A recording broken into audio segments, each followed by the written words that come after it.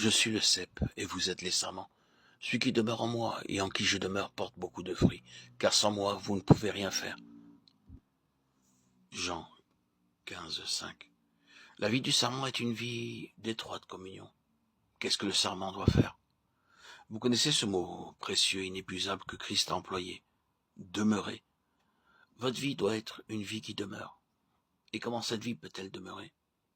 Exactement comme le sarment demeure attaché au cep, à chaque minute de la journée. Les sarments sont en communion étroite et ininterrompue avec le cep, de janvier à décembre. Ne puis-je vivre chaque jour? C'est presque une terrible chose d'avoir à poser la question. Ne puis-je vivre en communion constante avec le cep divin? Vous dites, mais je suis fort occupé. Vous pouvez avoir chaque jour 10 heures de dur travail, pendant lesquelles votre cerveau doit être occupé de choses matérielles. Dieu l'a voulu ainsi. Mais demeurer en Christ, c'est le travail du cœur et non du cerveau. C'est le cœur qui doit s'attacher à Jésus et reposer en lui. Et c'est l'œuvre du Saint-Esprit de nous unir à Christ. Croyez que vous pouvez demeurer en Christ, non par l'intelligence, mais par une vie intérieure profonde, de sorte qu'à chaque instant, vous aurez conscience de cette réalité.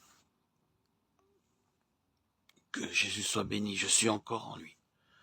Si vous apprenez à mettre de côté pour un temps tout autre travail pour entrer en contact avec le divin cep, vous verrez que le fruit viendra. Comment pouvons-nous appliquer dans notre vie ce qui se rapporte à cette communion constante? Qu'est-ce que cela signifie? Cela signifie une étroite association avec Christ dans la prière secrète. Je suis sûr qu'il y a des chrétiens qui désirent ardemment avoir une vie spirituelle plus élevée et qui ont obtenu parfois une grande bénédiction et qui ont parfois reçu une grande effusion de la joie céleste. Et au bout d'un certain temps, cela a disparu.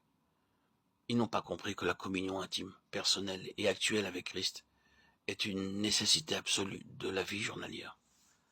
Prenez le temps d'être seul avec Christ. Rien dans le ciel, ni sur la terre ne peut vous libérer de cette nécessité. Si vous voulez être des chrétiens saints et heureux. Oh, combien de chrétiens considèrent comme un fardeau et une obligation et un devoir et une difficulté d'être seuls avec Dieu. C'est là le grand obstacle à notre vie chrétienne. Nous avons besoin d'une communion tranquille avec Dieu. Et je vous déclare au nom du divin cep que vous ne pouvez être des sarments en bonne santé, des sarments dans lesquels la sève divine peut couler, si vous ne consacrez pas beaucoup de temps à la communion avec Dieu. Si vous ne voulez pas sacrifier du temps pour être seul avec lui et lui donner le temps, chaque jour, de travailler en vous. Et ainsi, fortifier le lien qui vous unit à lui. Il ne peut vous donner cette bénédiction de la communion ininterrompue. Jésus vous demande de vivre en communion intime avec lui.